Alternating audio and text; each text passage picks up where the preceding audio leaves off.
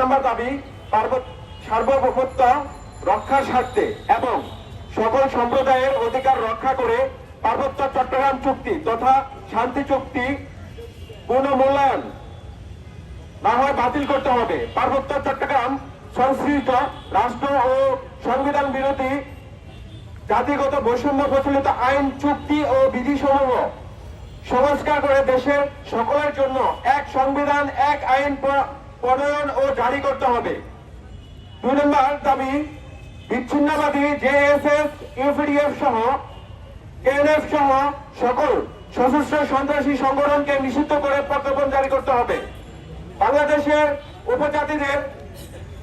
উপজাতিদের সম্বোধনের ক্ষেত্রে রাষ্ট্রের অখণ্ডতা বিরোধী পরিভাষা আদিবাসী ও ঝুম্ব শব্দ ব্যবহার ও বাংলাদেশের বাঙালিদের সম্বোধনে স্যাটেলাইট শব্দ ব্যবহারকে রাষ্ট্রদ্রোহিতা ঘোষণা করে প্রজ্ঞাপন জারি করতে হবে। ব্যক্তি, এনজিও, মিশনারি, গণমাধ্যম কিংবা প্রতিষ্ঠান যারাই উপরোক্ত শব্দ ব্যবহার করবে তাদেরকে কালো তালিকাভুক্ত করে এদের বিরুদ্ধে শাস্তিযোগ্য আইনানুগ ব্যবস্থা নিতে হবে। কোন বিদেশি এইসব শব্দ ব্যবহার করলে পররাষ্ট্র মন্ত্রণালয়কে শক্তভাবে তার প্রতিবাদ জানাতে হবে এবং রাষ্ট্রের অভ্যন্তরীণ বিষয়ে হস্তক্ষেপ আখ্যা দিয়ে আন্তর্জাতিক আইন ও নীতিমালা অনুযায়ী তাদের বিরুদ্ধে যথাযথ পদক্ষেপ নিতে হবে।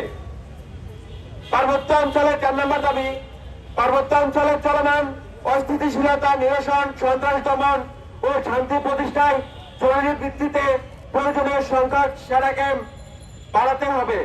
5 নম্বর দাবি 1997 সালের চুক্তি অনুযায়ী উপজাতি কর্তৃক সশস্ত্র কার্যক্রম বন্ধ না করায় সংবিধান বিরোধী পার্বত্য চট্টগ্রাম চুক্তি সংশোধন এবং 1900 সালের পার্বত্য চট্টগ্রাম শাসনবিধি আইন বাতিল করতে হবে। প্রিয় উপস্থিতি, আজকে পার্বত্য চট্টগ্রাম ছাত্র পরিষদ ঢাকা মহানগর শাখার কর্তৃক আমাদের এই দাবিগুলো সরকারের কাছে উত্থাপিত হলো।